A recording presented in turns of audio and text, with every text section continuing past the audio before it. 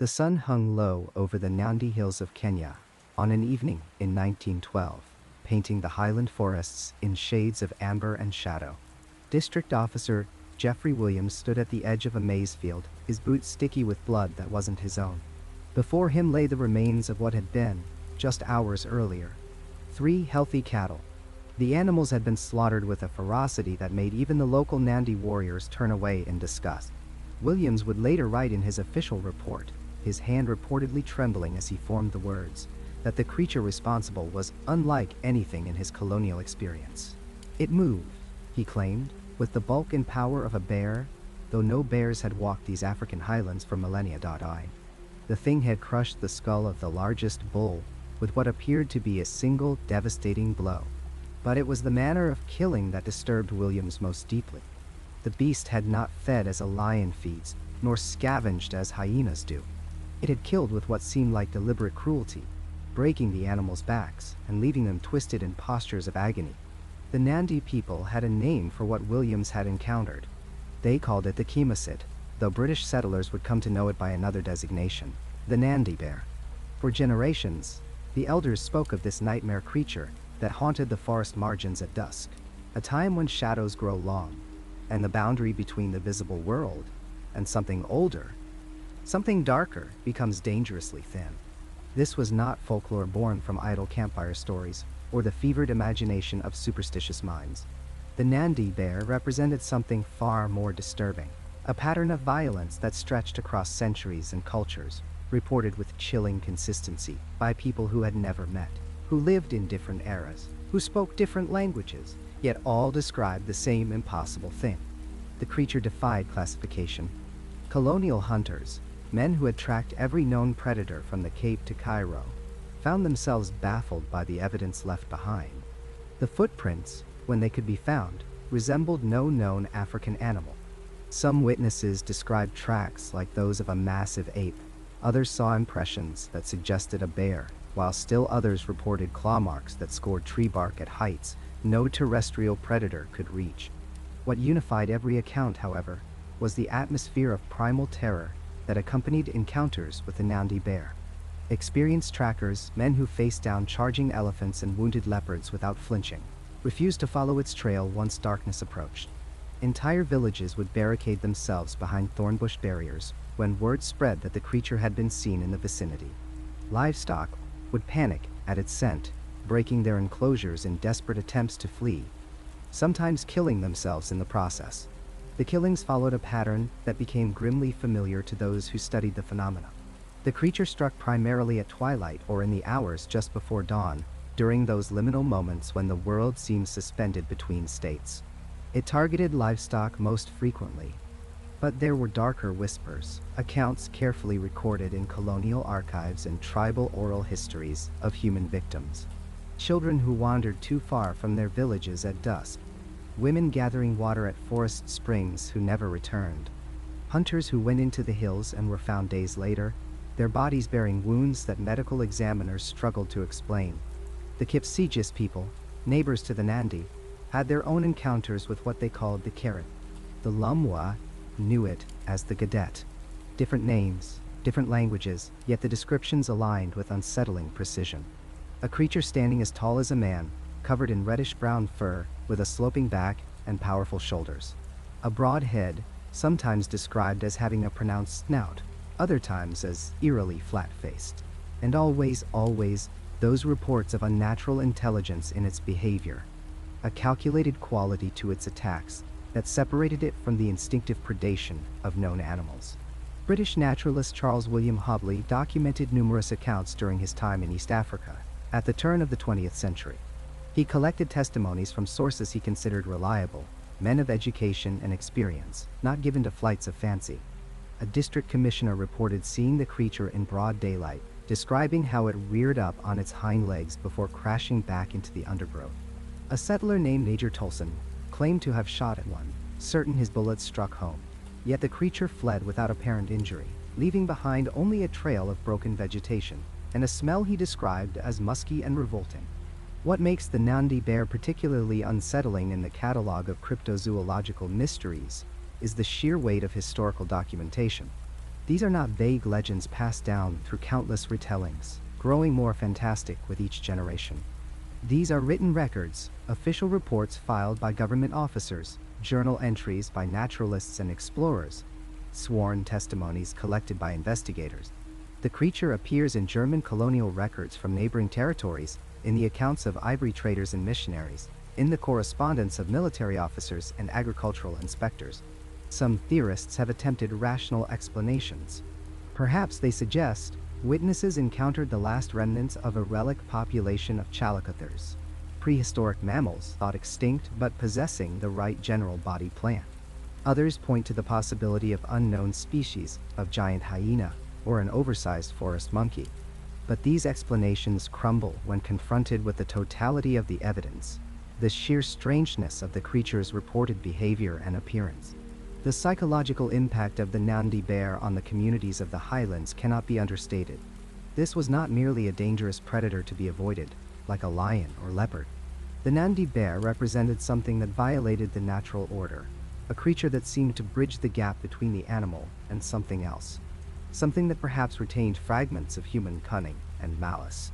Tribal tradition spoke of it as a punishment, a curse made flesh, an entity that emerged from the forest depths to remind humanity that there were still things in the world beyond our understanding or control. As the 20th century progressed and the wilderness of East Africa increasingly gave way to farmland and settlements, sightings of the Nandi Bear became less frequent. Skeptics pointed to this as evidence that the creature had never existed, that it was merely a misidentification of known animals inflated by fear and cultural mythology. But others noted a more disturbing possibility.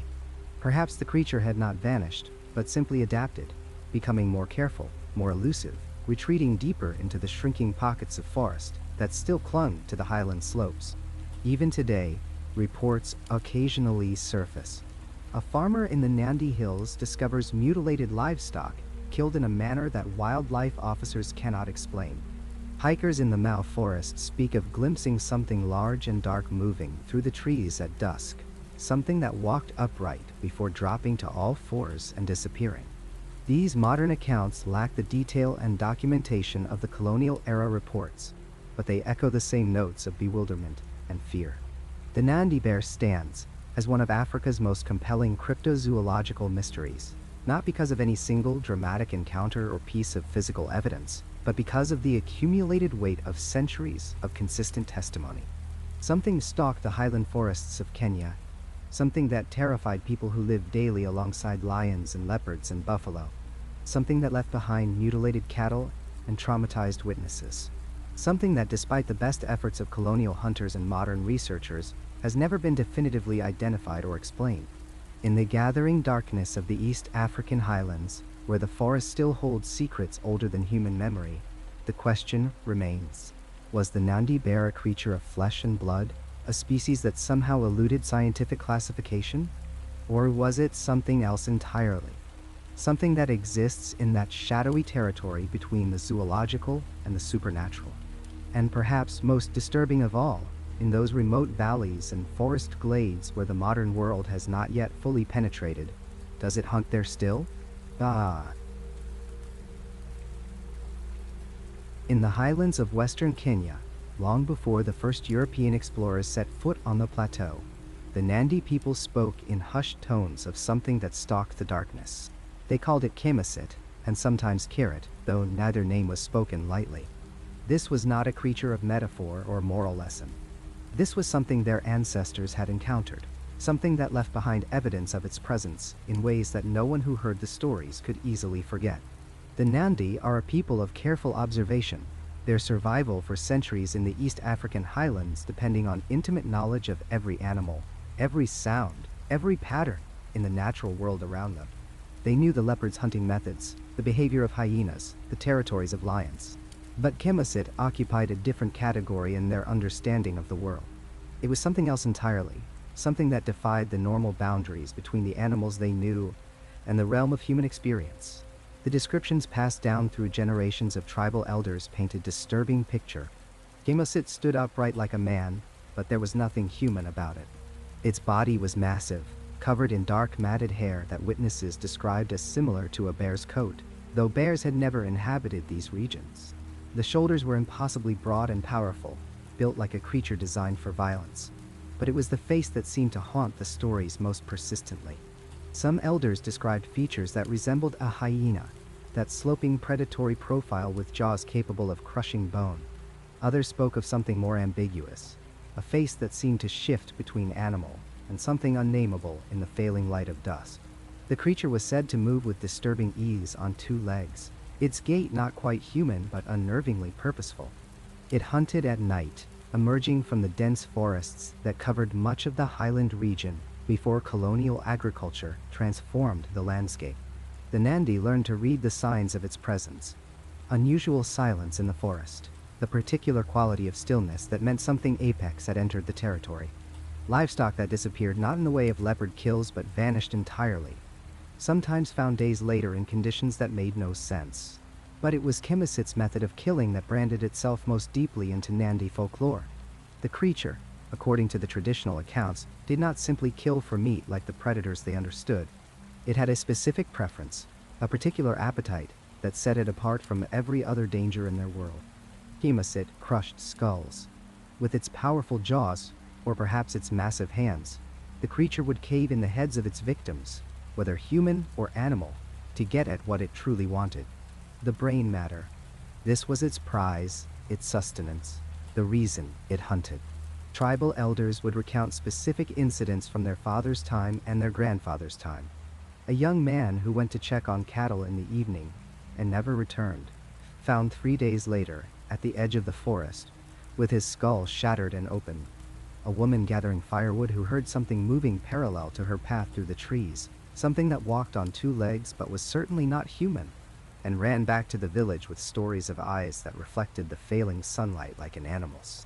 A group of warriors who tracked something after a particularly brazen attack, following footprints that seemed almost human in shape but far too large, before losing the trail where the forest grew too dense and deciding that some pursuits were not worth the risk.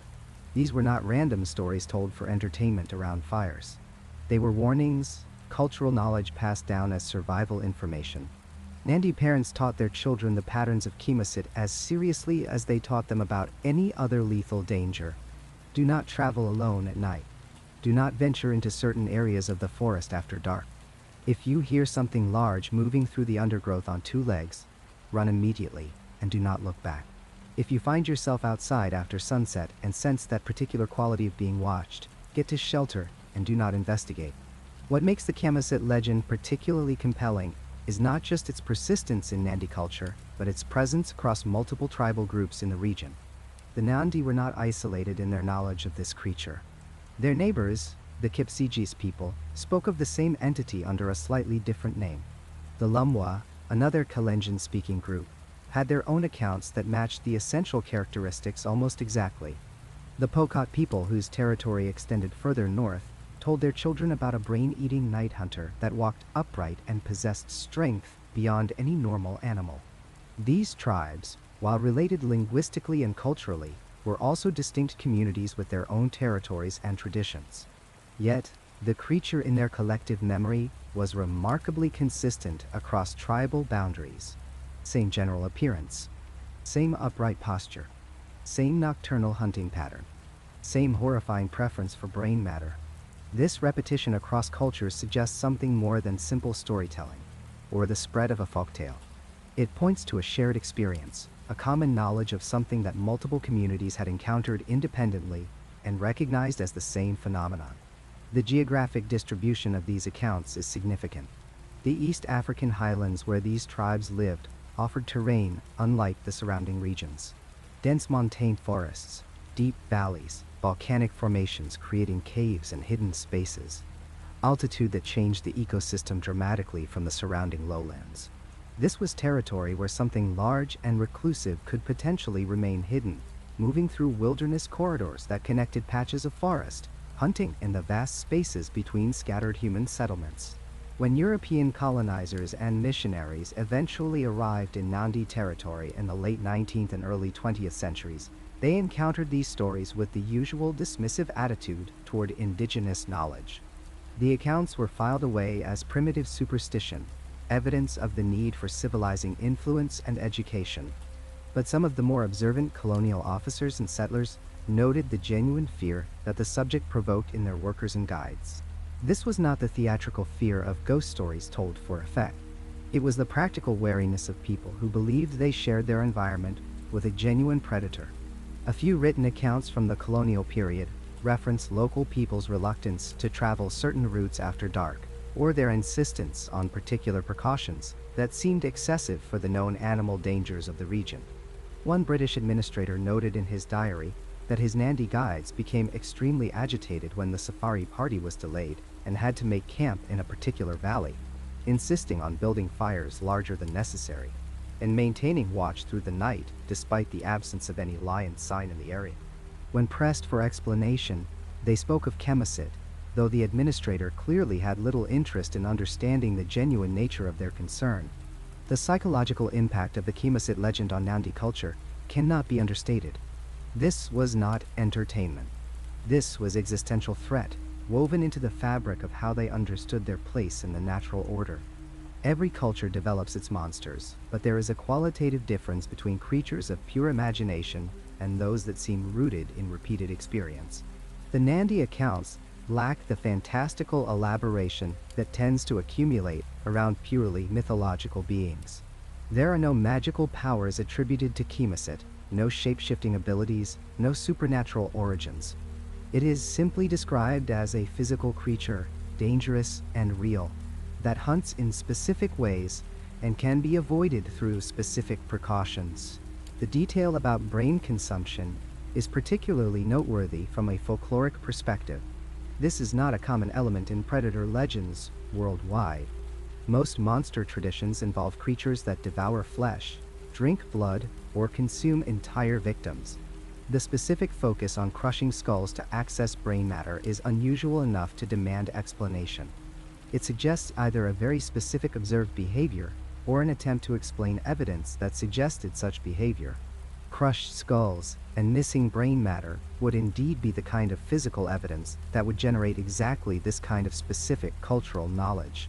Some modern researchers have attempted to identify known animals that might explain the Chemosit accounts. The spotted hyena can walk short distances on its hind legs and does have powerful jaws capable of crushing bone. But hyenas are well known to the Nandi, who have separate names and complete understanding of their behavior. The idea that they would confuse a hyena with something categorically different strains credibility. Others have suggested misidentified encounters with large primates, though no great apes are known from this region. Still others have wondered whether the accounts might represent cultural memory of extinct megafauna or unknown species that persisted in isolated pockets. What remains undeniable is that the Chemosit occupies a unique space in the traditional knowledge systems of the Nandi and their neighbors. It represents a threat that was taken seriously enough to shape behavior, to create taboos and warnings that persisted across generations, to maintain its specificity and core characteristics, even as other aspects of culture changed and evolved. Whether Chemosit was a real biological entity, a case of misidentification that became codified in tradition, or something else entirely, it reveals the Nandi people's sophisticated understanding that their world contained dangers that operated outside the normal patterns they had learned to navigate. And in the oral histories of the Highland tribes, in the warnings still occasionally heard in remote villages, Chemosit continues to exist as a reminder that not all darkness has been fully explained or understood.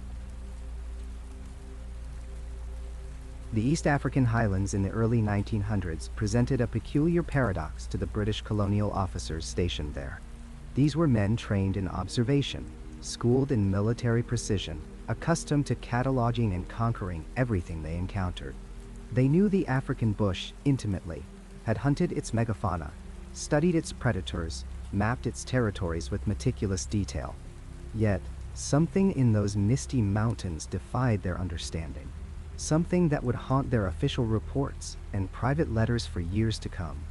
Major Harold Braithwaite arrived in British East Africa in 1903, a decorated officer with 15 years of service across 3 continents. His hunting credentials were impeccable. He could distinguish a leopard's pug mark from a lion's at a glance, could tell you which species had disturbed a riverbank days earlier simply by examining the mud. His peers considered him one of the finest trackers in the colonial service. But in the spring of 1905, something shattered his confidence in a way no previous experience had prepared him for. Braithwaite maintained a kennel of hunting dogs at his outpost near the Aberdare Range. 12 animals he had personally trained and valued greatly. They were experienced bush dogs, seasoned hunters who had faced down everything from warthogs to wounded buffalo without hesitation. On a humid March evening, he secured them in their reinforced enclosure as usual. A sturdy construction of heavy timber designed to keep out hyenas and the occasional leopard that wandered too close to the settlement. The screaming began sometime after midnight. Braithwaite bolted from his quarters to find a scene of carnage that defied explanation. 3 of his dogs lay dead, their bodies arranged in a manner he would later describe as methodical, almost deliberate. But it was the nature of their wounds that disturbed him most profoundly. These were not the killing bites of a leopard, which crushes the skull or severs the spine with surgical efficiency. Nor were they the mauling tears of a lion, which shakes and rends its prey. The wounds were deeper, more powerful, inflicted by something with tremendous jaw strength, and a precision that seemed almost surgical. The remaining dogs cowered in the far corner of the enclosure, trembling with a fear Braithwaite had never witnessed in them before. These were animals that would charge a cornered bush pig without hesitation. Yet now they refused to approach the bodies of their packmates. The fence itself showed signs of forced entry, but the damage pattern confused him. Whatever had breached it possessed both the strength to bend heavy timber and the dexterity to work the fastening mechanisms in a way that seemed almost intelligent. At first light, Braithwaite began his tracking. The spoor led away from the compound into the dense mountain forest, and what he found in the soft earth beside a nearby stream stopped him cold. The prints were unlike anything in his considerable experience. They showed characteristics of both a great ape and a bear, yet the stride length suggested something far larger than either. The depth of the impressions indicated an animal of extraordinary weight, perhaps exceeding 400 pounds, yet the gait showed an agility that no creature of such mass should possess. He followed the trail for 3 days, pushing deeper into territory that even the local Kikuyu avoided after dark. The tracks led him through bamboo thickets and across mountain streams, always maintaining a steady pace uphill toward the moorlands above the tree line. On the second day, he found where the creature had rested, a flattened area in the undergrowth that measured nearly 7 feet in length. Coarse dark hairs clung to the surrounding vegetation, brittle and hollow in structure, unlike the fur of any known African mammal. What disturbed Braithwaite most during his pursuit was the growing sense that he was being observed. Twice he glimpsed movement in the forest canopy that seemed too large, too deliberate for monkeys. Once, at dusk on the third day, he heard a vocalization that made his blood run cold, a sound he would later struggle to describe in his official report. It was not a roar, not exactly. More like a sustained howl that descended into frequencies almost too low to hear, a sound that seemed to resonate in his chest cavity and make his vision blur slightly. The trail eventually disappeared into a region of volcanic rock, where tracking became impossible.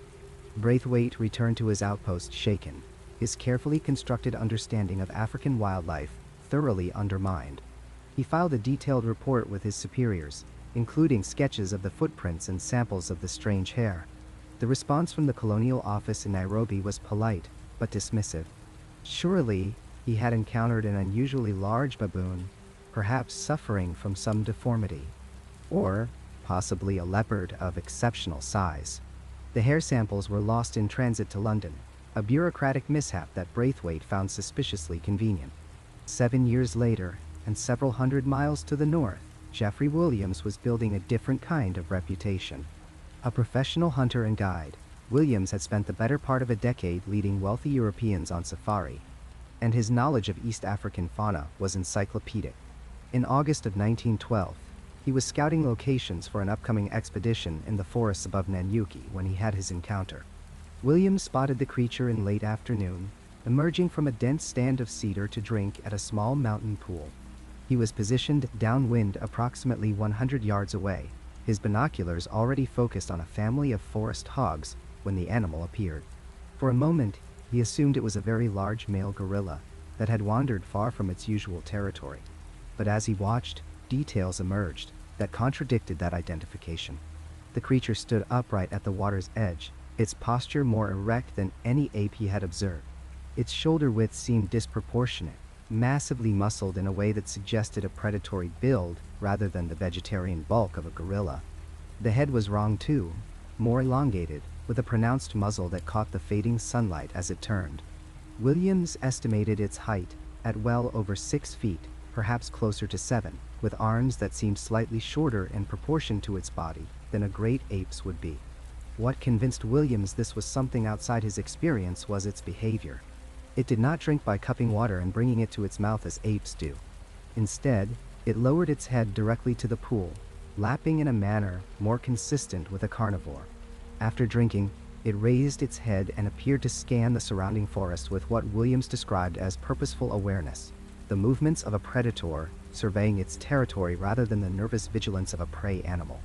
The sighting lasted perhaps 4 minutes before the creature turned and moved back into the forest with a peculiar gliding gait that covered ground with surprising speed.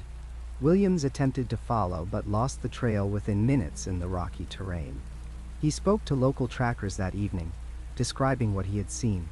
They exchanged glances he could not interpret and offered vague warnings about the mountain's forbidden areas.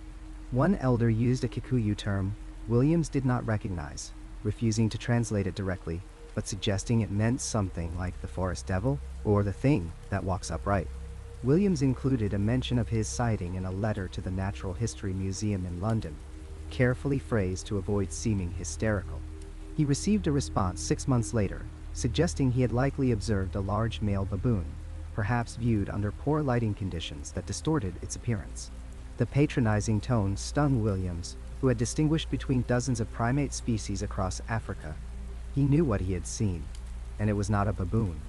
But it was Captain William Hichens who provided the most detailed and disturbing account of all. In 1913, Hichens was stationed in what is now Tanzania, overseeing a patrol route through the U.S. Ambara Mountains. Unlike Braithwaite and Williams, Hichens had no previous interest in cryptozoology or unusual wildlife. He was a practical military man focused on logistics and administration. His encounter was entirely unwanted and thoroughly documented. On a patrol in the early morning hours, Hichens and 2 African askaris were moving through thick forest when they heard something large moving parallel to their path. The sound was distinctive because of its bipedal rhythm, the pattern of weight transfer that comes from walking on 2 legs rather than 4. Hichens signaled his men to stop, and they waited in silence as the sounds approached. What emerged from the morning mist was, in Hichens' words, an abomination of nature. He described it as standing somewhere between 6 and 8 feet tall, covered in reddish-brown hair that seemed coarser than an ape's. The face combined simian and something else entirely, with a pronounced brow ridge and deep-set eyes that reflected the dawn light with an amber quality. The shoulders were enormously developed, and the arms, while proportionally shorter than a gorilla's, ended in hands that showed clear signs of manipulative capability. Hichens was struck by the creature's sheer physical presence, the sense of compressed power in its frame. It was built, he would later write, like nothing so much as a massive carnivorous bear, yet it moved with the intelligence and awareness of a great ape.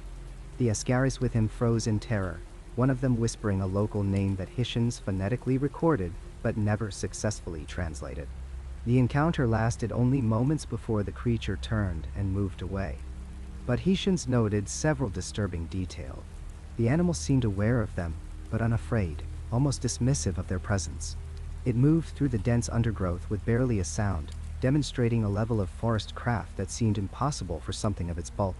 And most unsettling, as it departed, it briefly looked back over its shoulder with an expression Hichens struggled to articulate, a look of what seemed like intelligent appraisal. Hichens filed the most comprehensive report of any colonial officer regarding such an encounter, including measurements of footprints found at the site, sketches of the creature's posture and build, and sworn statements from his askaris. His superiors took the report seriously enough to forward it to the colonial office in Dar es Salaam, where it generated a flurry of memos before being quietly archived. When Hichens returned to England on leave, He attempted to interest zoologists at several institutions in mounting an expedition to investigate. He was met with polite skepticism at best, outright mockery at worst. What particularly frustrated these men was the consistency of the dismissals they received. Their military credentials, their years of experience, their reputations as reliable observers counted for nothing when their reports contradicted established zoology. The message was clear. The catalog of African wildlife was complete. Anything outside that catalog was misidentification or delusion, and gentlemen did not persist in claims that made them appear foolish. Yet the reports continued to accumulate. Between 1900 and 1920, colonial archives recorded over 30 similar encounters from the East African highlands, a frequency that suggests something more than mass hallucination or fabrication. These accounts came from surveyors, hunters, military officers, and missionaries, individuals with reputations to protect and no obvious motive for deception. They described variations on a theme, an upright creature of considerable size and strength, showing characteristics intermediate between ape and something unknown, inhabiting the remote mountain forests where few Europeans ventured. The pattern that emerges from these colonial-era reports is striking. The sightings clustered in specific geographic areas: the Aberdare Range, the U.S. Ambara Mountains, the forests above Nanyuki, all regions of dense vegetation and difficult terrain at elevations above 7,000 feet. The creatures were consistently described as most active during twilight hours and in the early morning. They appeared to avoid human settlement, but showed no fear when encountered, and witnesses universally reported a sense of disturbing intelligence in these animals, a quality that transcended typical wildlife behavior. What the colonial officers could not have known was that they were documenting something African peoples had spoken of for generations, encounters their local guides and workers recognized but rarely discussed with Europeans. The dismissal these trained observers faced from their own institutions mirrors a larger colonial pattern: the refusal to take indigenous knowledge seriously, the assumption that Western science had already cataloged all that mattered. In their frustration at being disbelieved, these officers perhaps gained a small glimpse into the experience of the Africans, whose testimony they themselves often dismissed.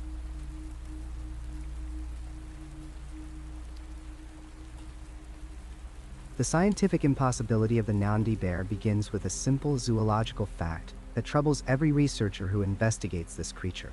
True bears, members of the family Ursidae, never established populations in sub-Saharan Africa. Their evolutionary history simply didn't take them there. Lions prowl the savanna, leopards climb the acacia trees, elephants migrate across ancient paths, but bears are conspicuously absent from this ecosystem, and always have been. This fundamental truth transforms every reported sighting of the Nandi Bear into something far more puzzling than a simple case of mistaken identity. If witnesses across decades describe a bear-like creature in regions where bears cannot exist, then what exactly are they seeing? The creature described in countless testimonies possesses characteristics that align unmistakably with ursine features. Witnesses speak of massive shoulders, a sloping back, powerful forequarters, and a distinctive, shuffling gait.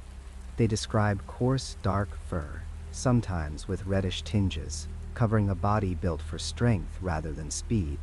The head, according to those who claim to have seen it up close, resembles that of a bear more than any African predator.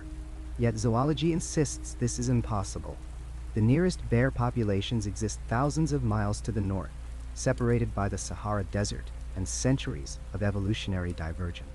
This paradox drives the entire mystery forward and forces investigators to consider theories that range from the scientifically provocative to the genuinely outlandish. Bernard Heuvelmans, the Belgian zoologist who would later earn the title Father of Cryptozoology, became fascinated with the Nandi Bear during the 1920s. His expeditions into the East African highlands during this period sought physical evidence that might explain the persistent reports. Heuvelmans approached the mystery with scientific rigor, collecting testimony from both colonial settlers and indigenous peoples, mapping reported sighting locations, and analyzing any physical traces attributed to the creature. He found footprints that defied easy classification, their shape suggesting neither lion nor hyena, nor any catalogued species. He documented kill sites where livestock had been slaughtered in ways inconsistent with known predators, the victims displaying broken necks and peculiar wounds. He interviewed dozens of witnesses whose accounts showed remarkable consistency across geographical distances and cultural backgrounds. Yet, despite all this tantalizing evidence, Heuvelmans returned without the proof science demanded. No bones, no bodies, no definitive physical specimen that could be examined and classified. Other researchers followed similar paths during those early decades of investigation. They ventured into remote highland forests, interviewed tribal elders who spoke of the creature as a known if dangerous presence, and set camera traps in locations where sightings concentrated. The evidence they accumulated formed an intriguing pattern, but never crossed the threshold into scientific acceptance. Footprint casts showed impressive size but ambiguous morphology. Hair samples collected from thorns and branches where the creature allegedly passed proved difficult to identify, matching no known African species yet insufficient for declaring a new one. Claw marks on trees suggested something powerful and territorial, but without additional context, they remained merely suggestive rather than conclusive. The absence of bodies presents perhaps the most significant challenge to the Nandi Bear's existence. In Africa, remains of large animals are discovered with reasonable frequency. Poachers find elephant carcasses, researchers locate lion bones, villagers stumble upon the remains of buffalo and antelope. The continent's scavengers and decomposition processes are efficient, but they don't erase all trace of megafauna. So why, if the Nandi Bear exists and has existed for generations, has not a single skeleton been found? Why has no specimen been struck by a vehicle on expanding road networks, no remains discovered by the countless people who traverse these regions daily? This absence of physical proof troubles mainstream zoologists far more than any number of eyewitness accounts. Science requires tangible evidence, something that can be measured, tested, and verified by independent observers. Stories, no matter how compelling or consistent, cannot substitute for specimens. Cryptozoologists have proposed several theories to explain what the Nandi Bear might actually be, each attempting to reconcile witness descriptions with zoological possibility. The most fascinating suggestion involves the Chalicotheres, a genus of extinct megafauna that roamed Africa millions of years ago. These remarkable creatures defied easy classification even in their own time, possessing characteristics that seem borrowed from multiple animal families. Chalicotheres had bodies somewhat resembling horses, but walked on knuckles like gorillas. Their heads and overall profiles struck some observers as vaguely bear-like, and their forelimbs were powerful and clawed.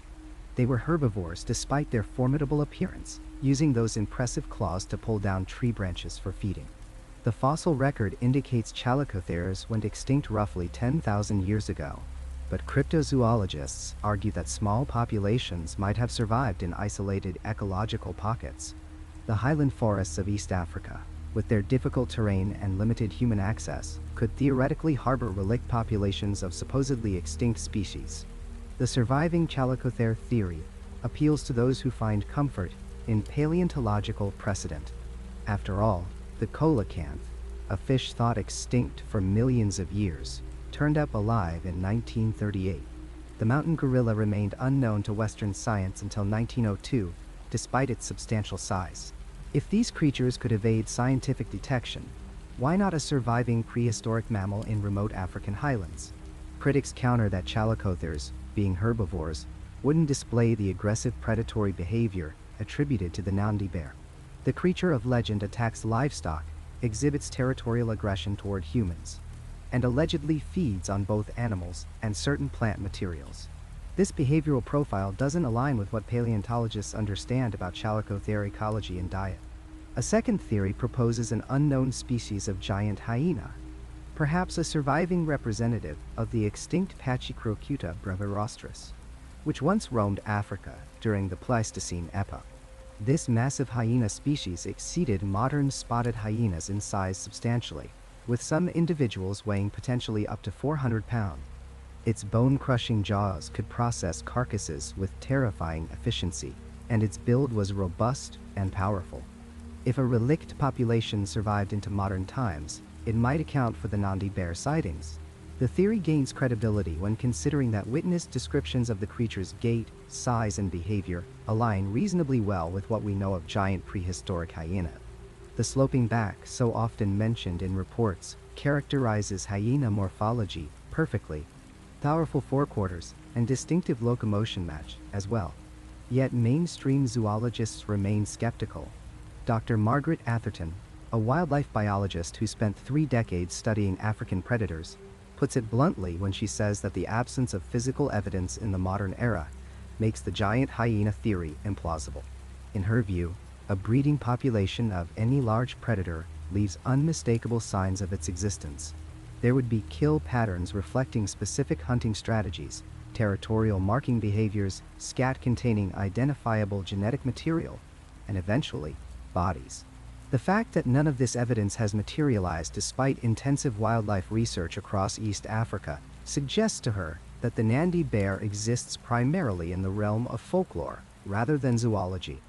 A third, more provocative theory suggests misidentification of honey badgers experiencing unusual size variation, or observed under conditions that exaggerated their appearance. Honey badgers, known scientifically as Mellivora capensis, are remarkable creatures in their own right.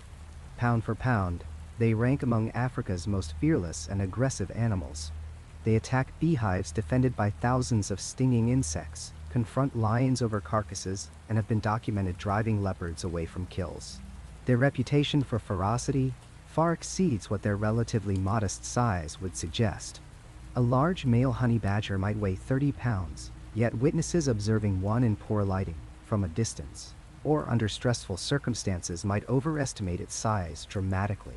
Fear amplifies perception, and a honey badger charging aggressively could imprint on memory as something far larger and more threatening than it actually was. This misidentification theory troubles cryptozoologists because it reduces their mystery to a case of perceptual error and psychological amplification. They counter that many witnesses were experienced hunters, game wardens, and indigenous trackers intimately familiar with local wildlife.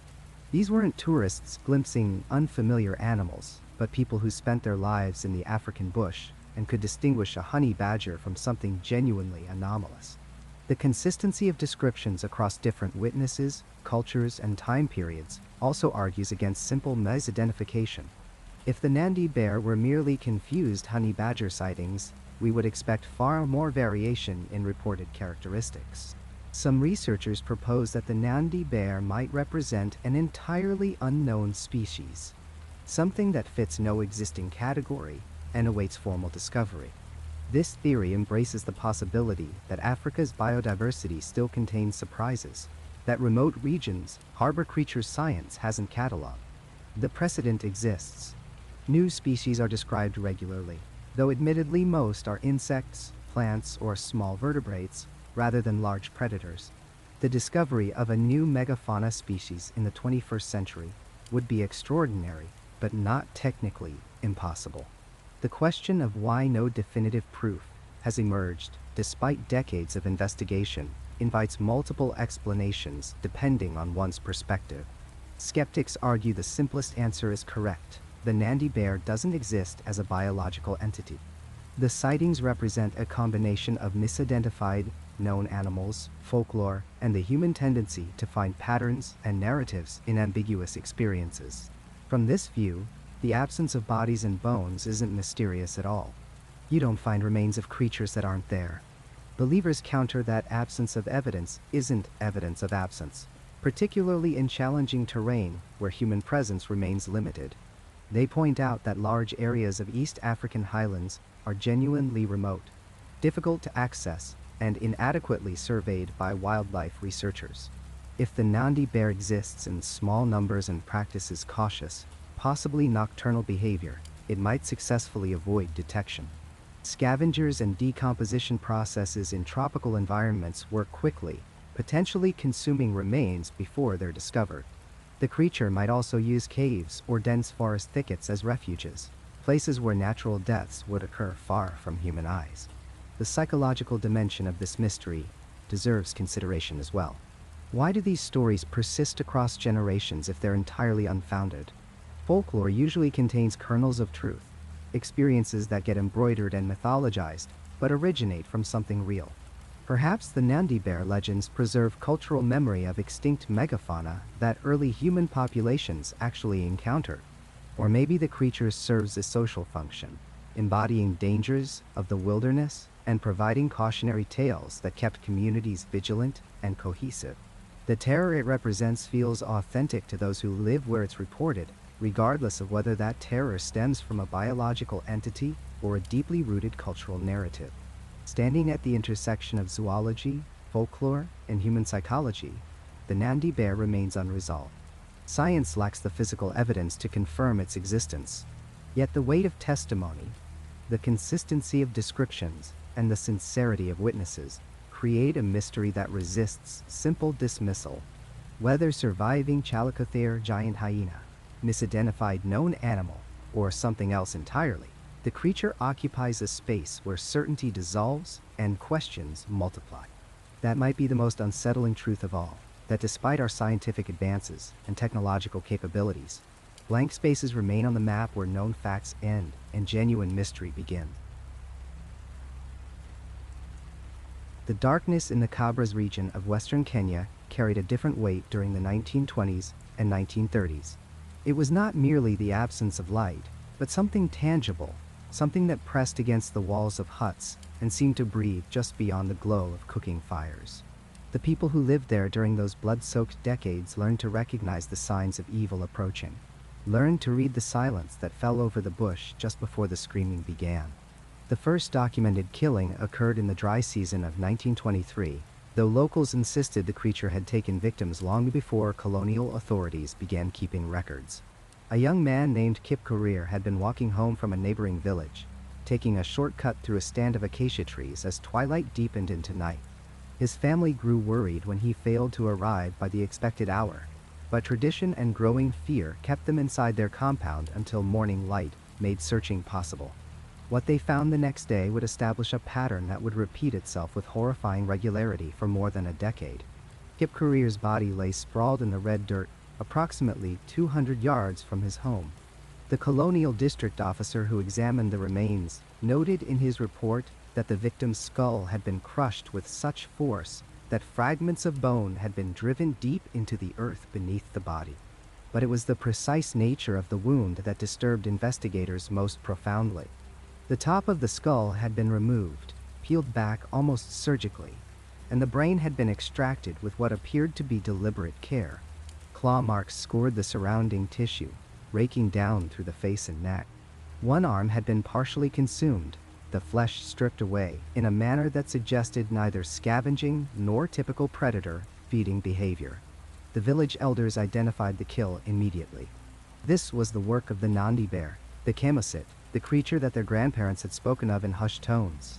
The colonial authorities dismissed such claims as superstitious nonsense, attributing the death to a rogue leopard or perhaps a hyena, though neither explanation adequately accounted for the devastating cranial trauma or the surgical precision of the brain removal. 6 weeks later, the creature struck again.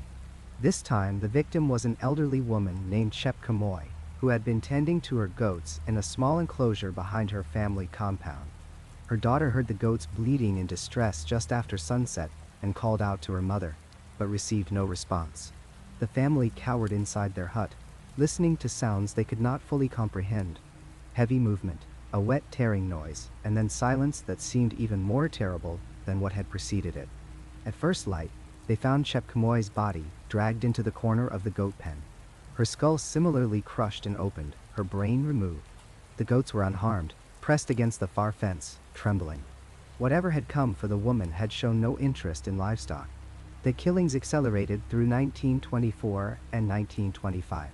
A young bride named Jebet was taken from outside her husband's hut on her wedding night. The celebration had extended past dark, and she had stepped outside to relieve herself. The attack happened so quickly that her new husband, standing less than 30 feet away, heard only a brief cry, cut short. When men with torches rushed to investigate moments later, they found only blood in the dirt and a trail of drag marks leading into the bush. They followed the trail for nearly half a mile, driven by grief and fury, until they found what remained. Her skull had been crushed between what appeared to be impossibly powerful jaws. The brain cavity was empty. Massive claw marks, 4 distinct furrows each as wide as a man's thumb, had torn through her torso. By 1926, the terror had spread beyond individual tragedies to infect entire communities with a paralyzing dread. Villages that had once been vibrant after sunset became silent compounds where families barricaded themselves inside reinforced huts the moment the sun touched the horizon. Children were forbidden to play outside as darkness approached. The evening gathering of water, tending of animals, and social visiting that had defined village life for generations simply ceased to exist. Anyone caught outside after dark was considered already dead. The Colonial District Commissioner, a man named Jeffrey Whitehouse, documented the psychological impact in his monthly reports. He wrote of communities fragmenting under the strain of constant fear, of men who refused to walk to neighboring villages even in daylight, of marriages postponed indefinitely because traditional ceremonies required evening celebrations. The economic impact was substantial, as farmers abandoned outlying fields they could not reach and return from before sunset. But Whitehouse, despite his detailed observations, remained skeptical of the local explanations. He organized the first of several hunting expeditions in the winter of 1926, bringing together professional hunters, district officers, and local guides. The expedition found nothing. They spent 3 weeks in the Kabras region, setting baits, building blinds, tracking what they believed to be promising spoor. They heard stories everywhere they went, each one more disturbing than the last, but they never caught sight of their quarry. Whitehouse returned to his station, convinced that hysteria and perhaps a particularly cunning leopard were responsible for the deaths. His skepticism proved tragically misplaced. In 1927, a young man named Kiprono became one of the few who survived an encounter with the creature.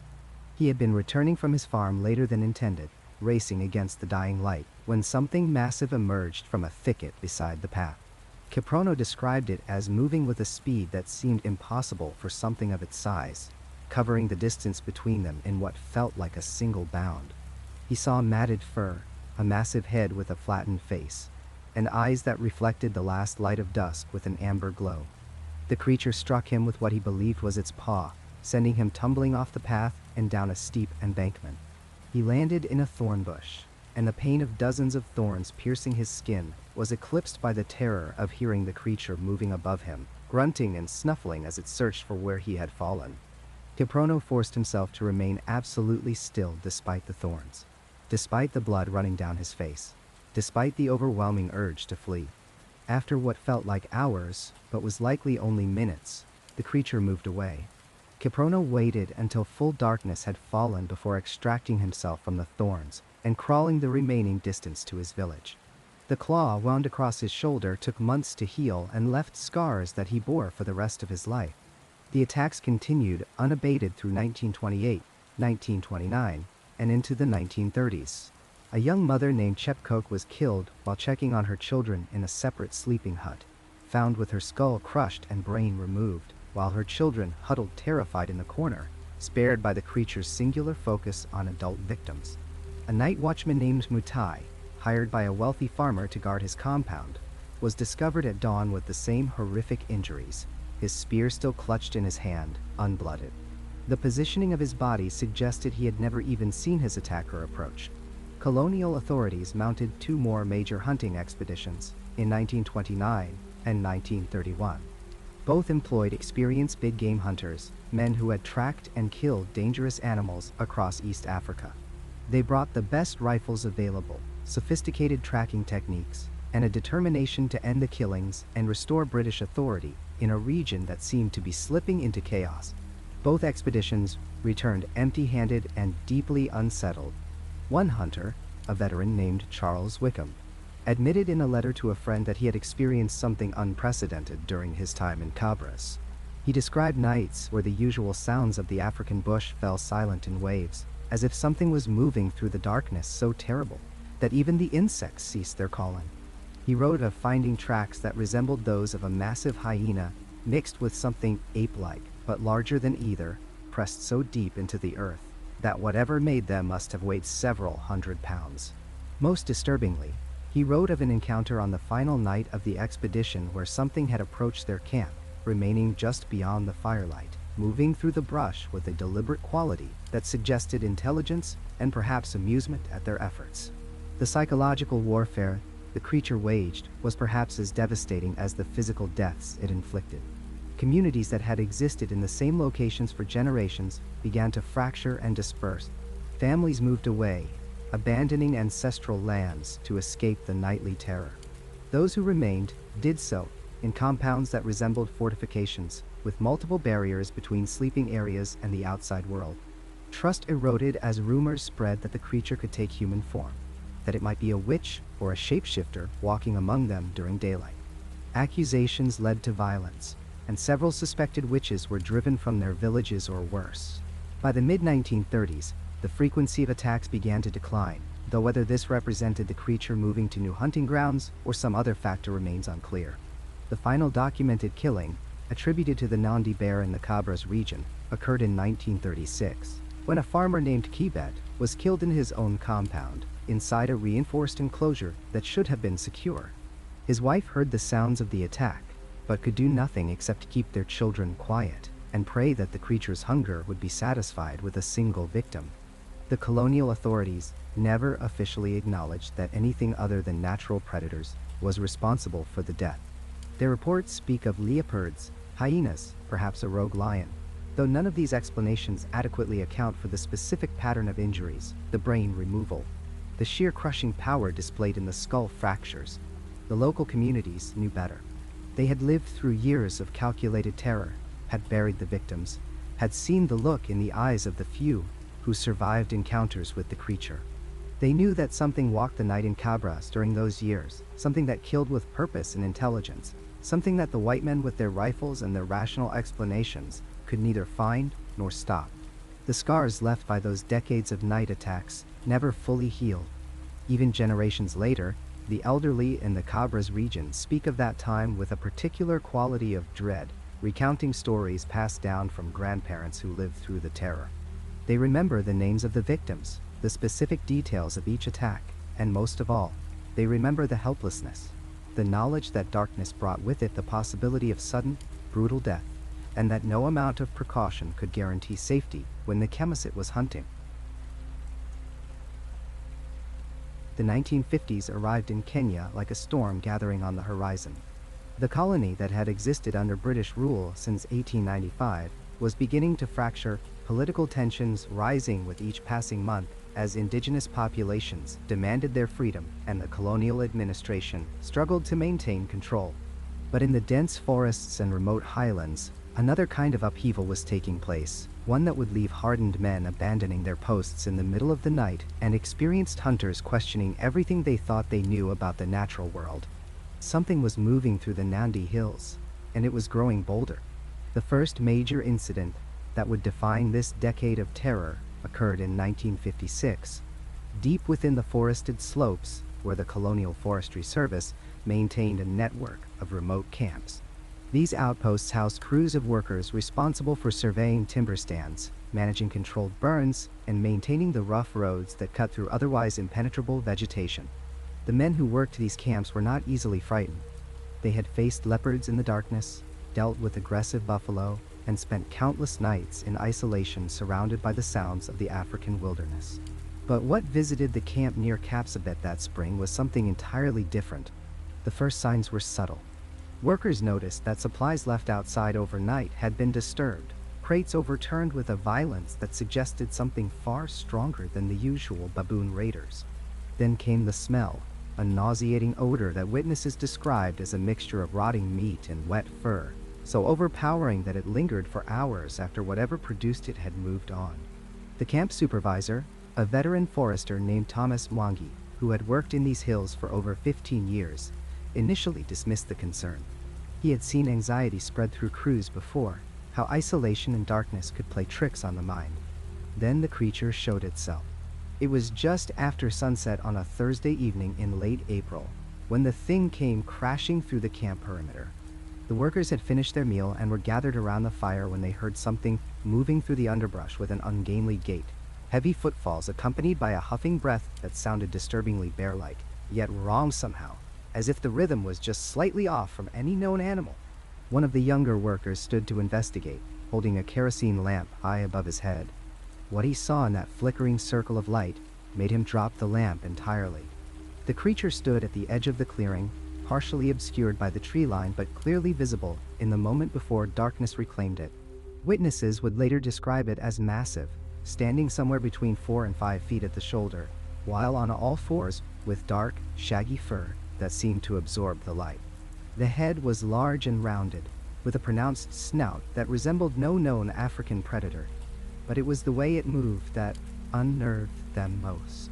The creature shifted its weight with an odd, shambling motion, powerful shoulders rolling beneath its fur as it swayed slightly from side to side. For several seconds, the men and the creature simply stared at each other across the firelit distance. Then it huffed again, a sound that resonated in the chest of every man present, and turned away, crashing back into the forest with surprising speed for something so apparently massive. The camp erupted into chaos.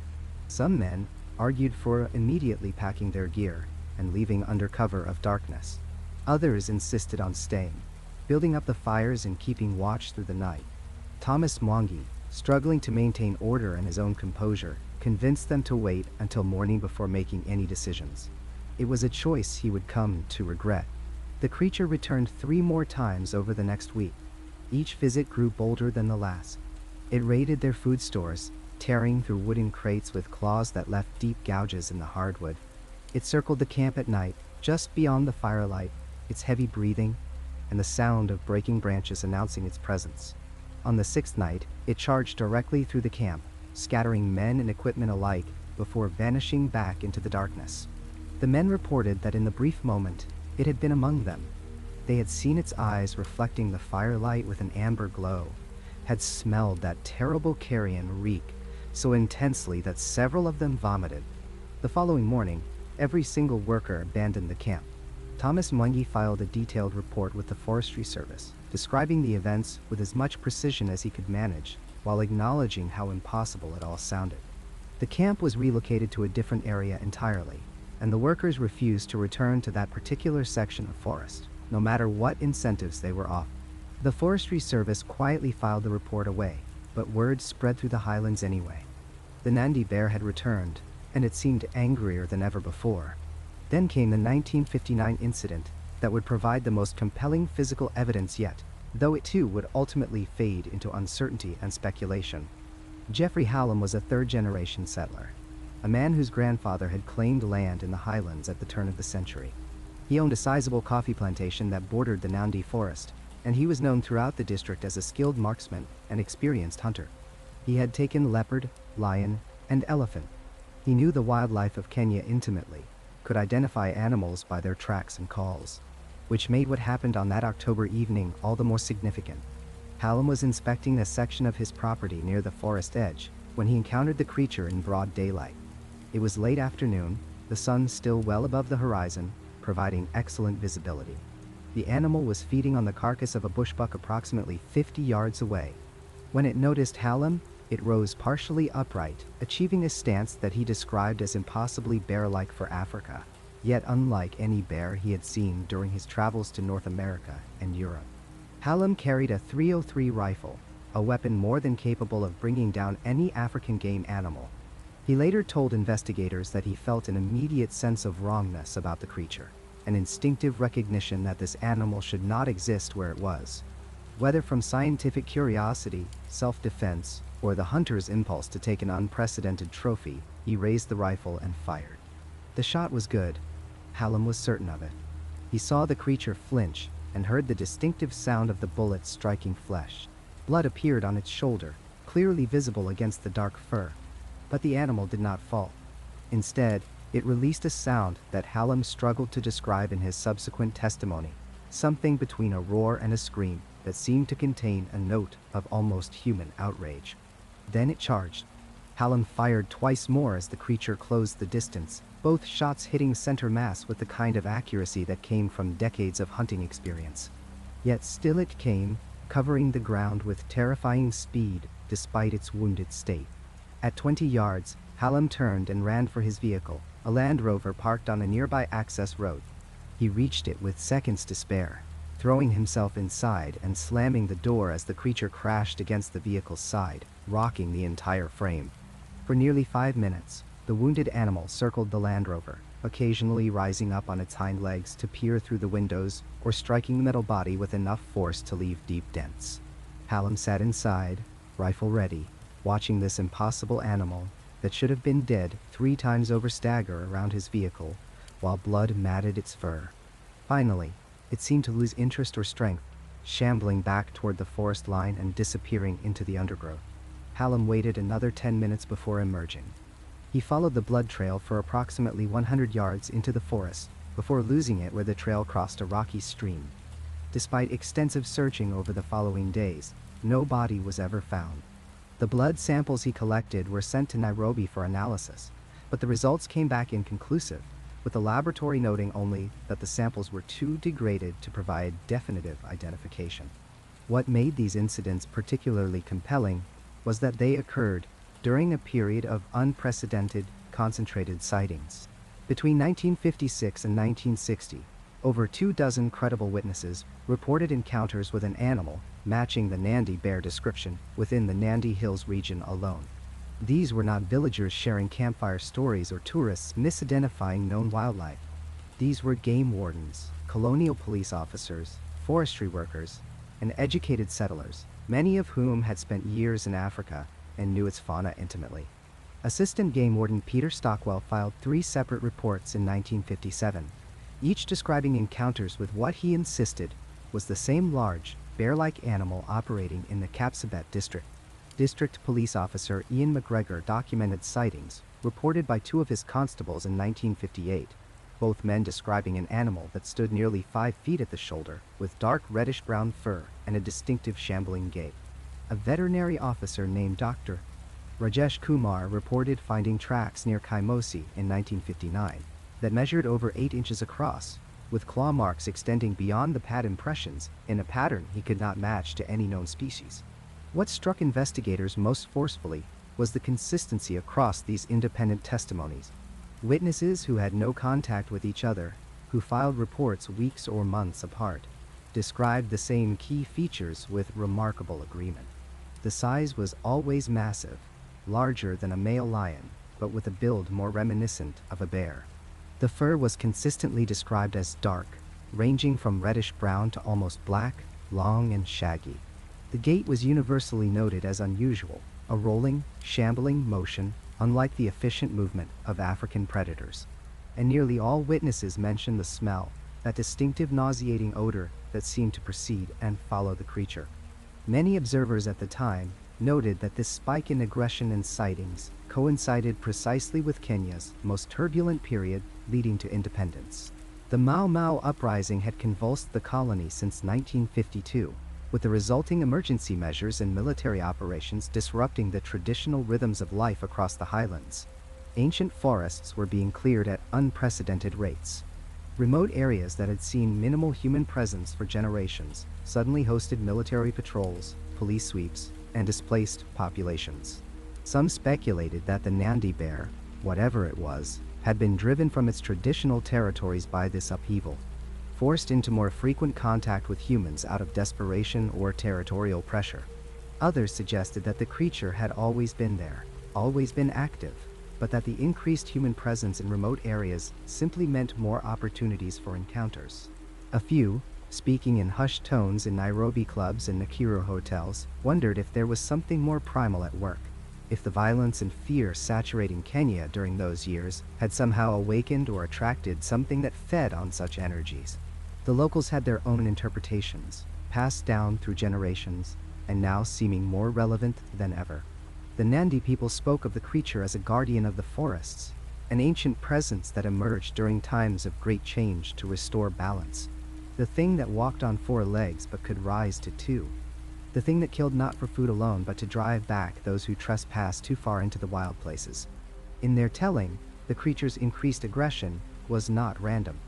It was a response, a defense of territories that had belonged to it long before the first Europeans arrived, long before the Nandi themselves had settled these hills.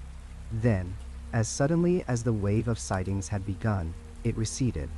By 1963, when Kenya finally achieved independence, reports of the Nandi Bear had dropped to their historical baseline of occasional, scattered encounters. The creature seemed to withdraw back into whatever deep forest strongholds had sheltered it through the years, its period of aggressive emergence ending as the political violence gradually subsided. But those who had faced it during those turbulent years never forgot. Thomas Mwangi would tell the story of the forestry camp until his death in 1989, his voice still carrying a note of wonder and fear when describing that massive, shambling form at the edge of firelight. Jeffrey Hallam kept the dented panels of his Land Rover as a conversation piece, proof of the afternoon he shot an unknown animal 3 times and watched it walk away. The reports filed by game wardens and police officers remained in colonial archives, later transferred to the new Kenyan government's files, gathering dust but never quite forgotten. The 1950s had proven something that the skeptics could not entirely dismiss. Whatever the Nandi Bear was, it had moved beyond folklore into documented encounters with multiple credible witnesses. It had left physical evidence in the form of tracks, damaged equipment, blood samples, and wounded vehicles. It had driven experienced men from their posts and forced armed hunters to flee for their lives. For one brief, turbulent period, as Kenya transformed from colony to independent nation, the creature had stepped into the light just long enough to remind everyone that some mysteries refuse to be solved, and some wild places remain untamed no matter how civilized we believe we have become.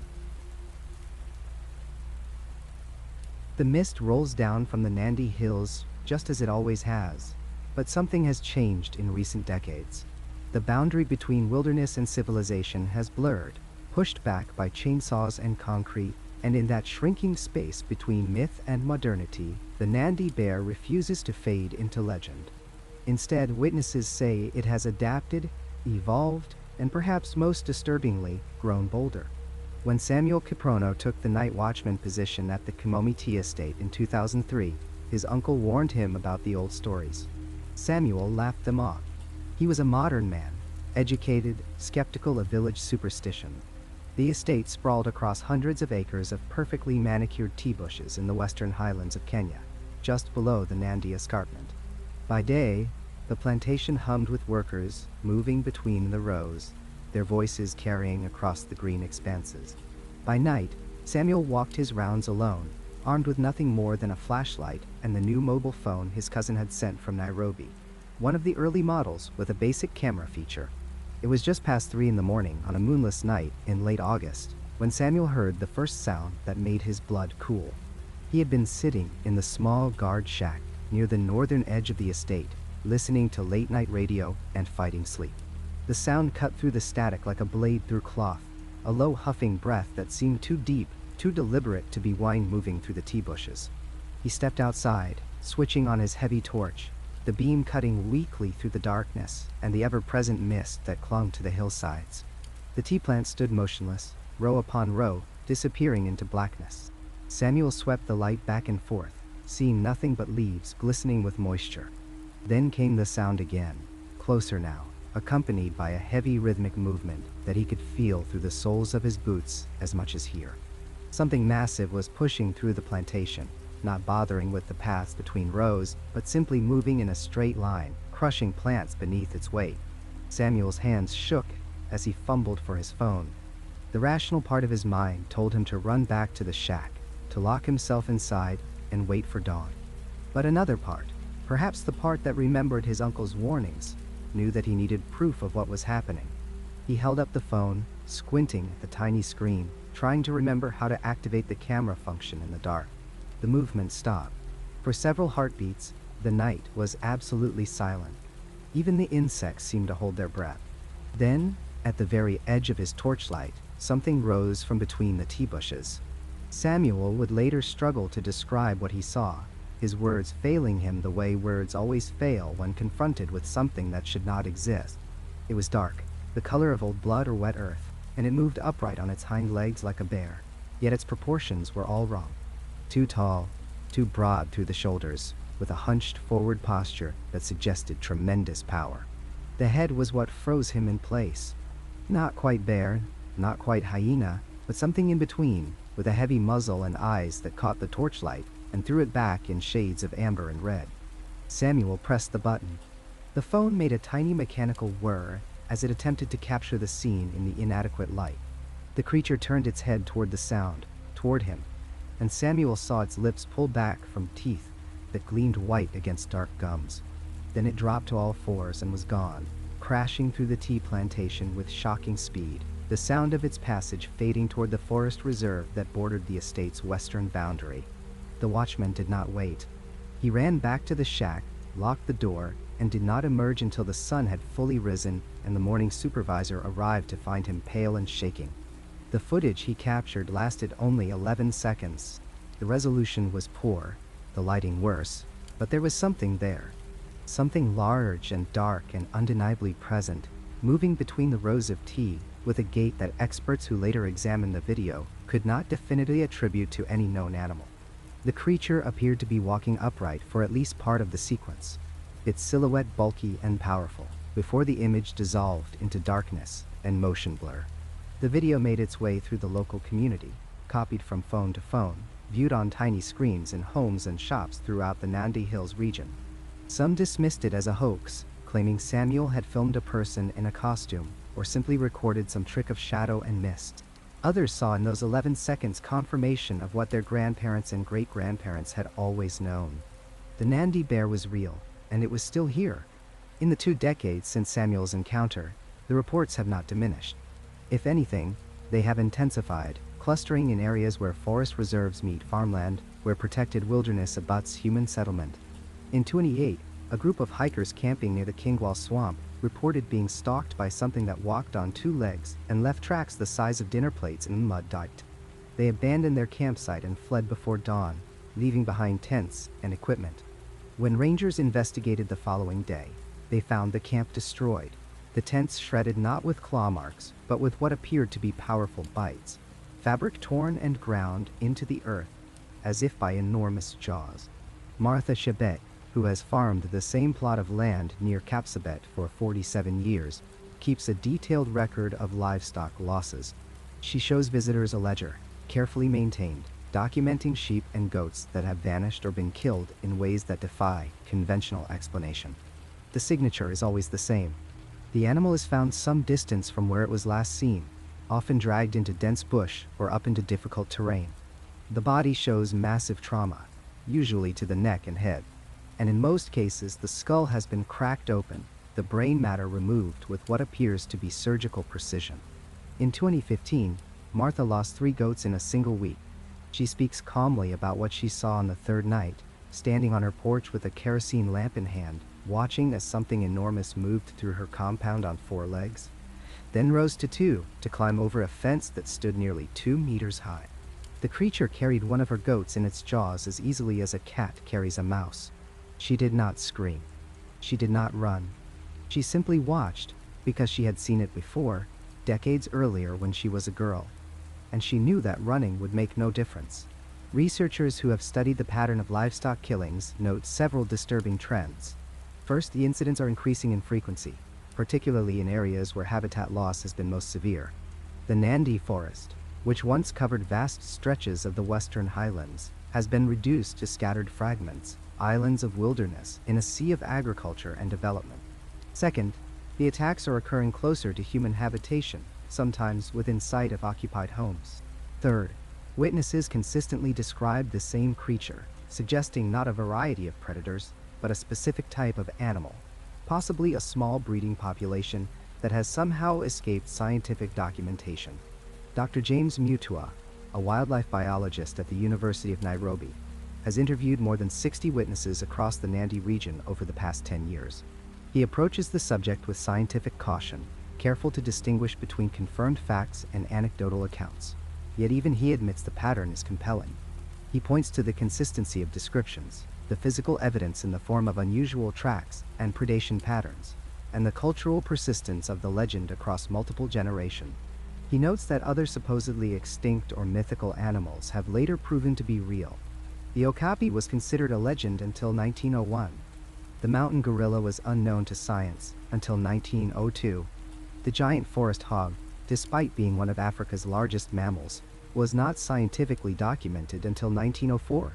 What if, Dr. Mutua suggests, the Nandi bear represents another species that has simply evaded formal study, either through rarity, elusiveness, or the simple fact that the regions it inhabits have never been thoroughly surveyed with modern scientific methods? The areas where sightings cluster are not easily accessible. They are steep, densely forested when forest remains, and often avoided by locals who remember the old warnings.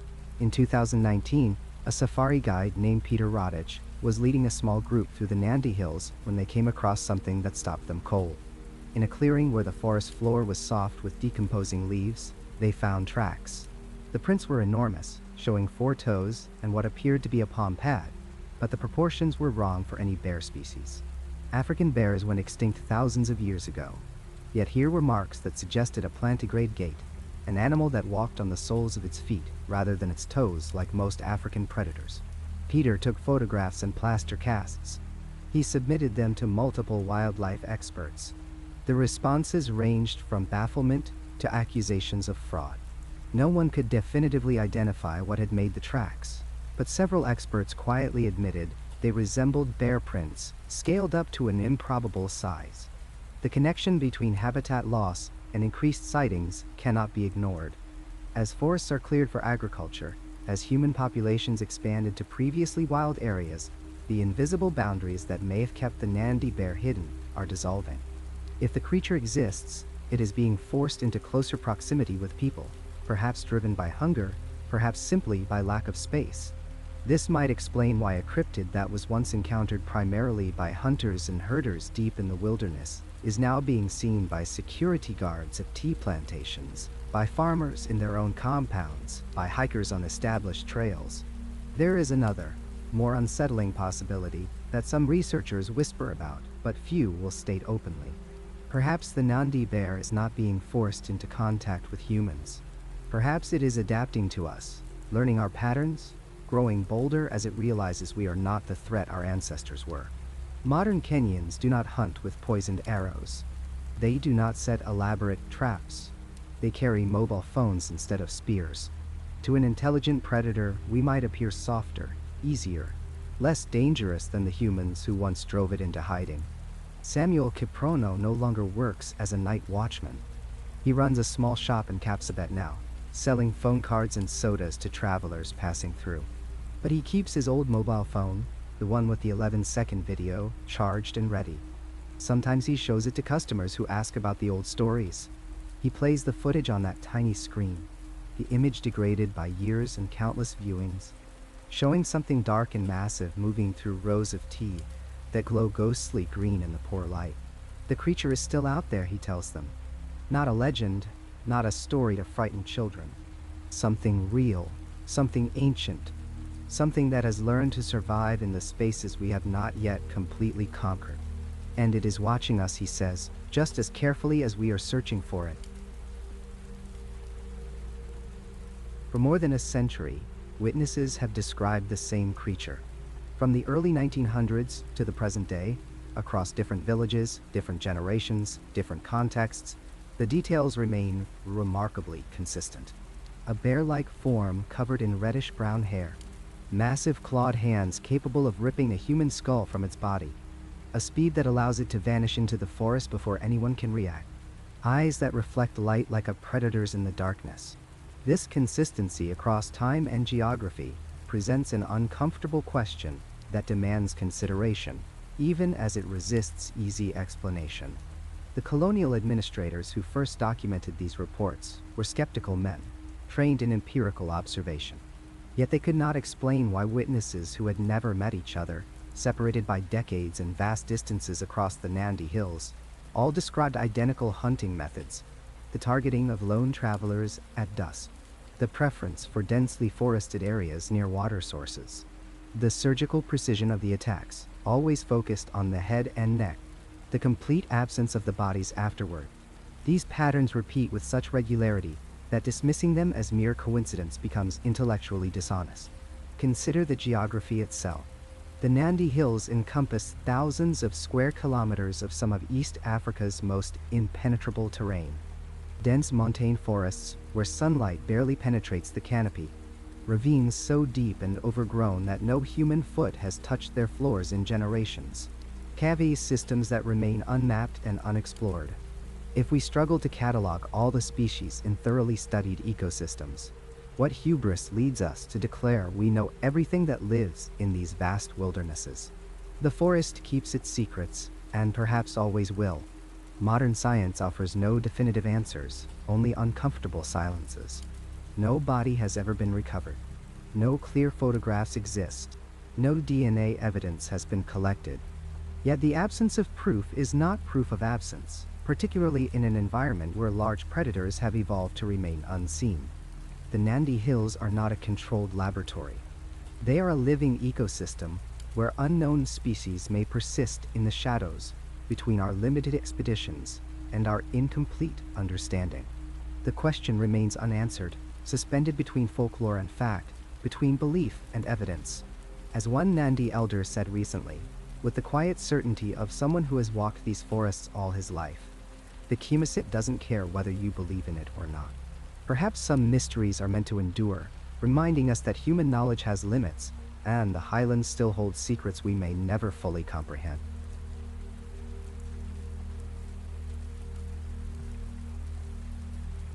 That's where this journey ends for tonight. If you made it all the way here, subscribe and hit the bell for more long-form stories like this. Check out the videos on screen for more right now. Drop your own experiences in the comments below. Thanks for listening, and I'll see you in the next one.